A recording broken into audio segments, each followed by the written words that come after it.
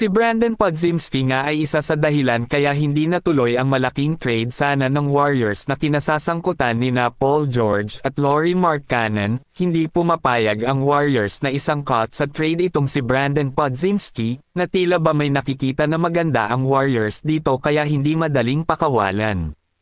Nito lang nagpahayag ang batang ito na ipapatuloy niya daw ang laro para sa Warriors, na inaasahan na dapat manalo. Aabangan natin ito sa pagbubukas ng season kung mapapatunayan niya nga ang kanyang mga sinasabi. Patuloy nga na nag-eensayo ang batang ito at tila handa sa lahat ng laro sa pagbubukas ng season para sa Warriors. Ang second-year guard ay inaasahang magiging pangunahing miyembro ng opensa ng Golden State ngayong season, lalo na pagkatapos niyang magpakita ng mga kislap ng isang elite playmaker at shooter bilang isang rookie. Inihayag ni Brandon Podziemski sa isang naunang panayam na inaasahang magtatangka siya ng 10-3 bawat laro ngayong season at mahalagang punan ang bakante na iniwan ni Klay Thompson.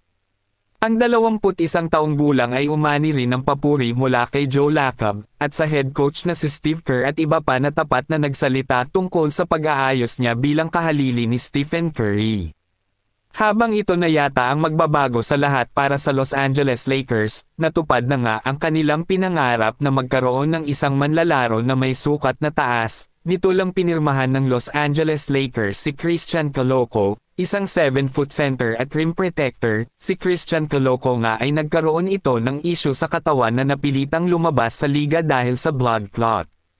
Matapos i-waive ng Toronto Raptors noong ika-17 ng Enero, inilagay siya sa Fitness to Play panel ng NBA, isang grupo ng mga doktor na nagsusuri ng mga medikal na record upang matukoy kung ang isang manlalaro ay sapat na malusog upang isabak na sa laro, pero hindi pa nga siya na-cleared na maglaro ng fitness panel, ayon sa NBA insider na si Shams Charania. Bilang tugon sa pagpirma sa kanya ng Lakers, nagpahayag si Koloko sa social media upang purihin ang magandang balita, at nagpapasalamat siya dahil kinuha agad siya ng Lakers sa kabila ng lahat. Talaga naman kasi bihira lang ang ganyang sukat na manlalaro na mapabilang sa Lakers na magiging swak na ipares dito kay LeBron James at Anthony Davis.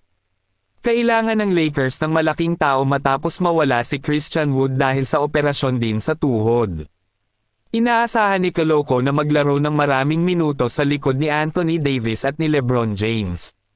Kahit na si Koloko ay higit na isang developmental player sa edad na 24, siya ay isang defensive big man na may taglay ng haba ng katawan.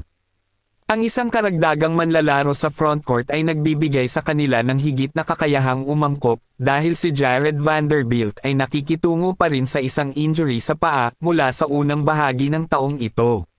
Si Christian Koloko nga ay bukod sa kanyang tangkad ay maaasahan din sa depensa, na meron ding shooting na taglay, na pumapapak din kahit sa 3-point shot. Nag-average siya ng 12.6 points, 7.3 rebounds at 2.8 blocks kada laro.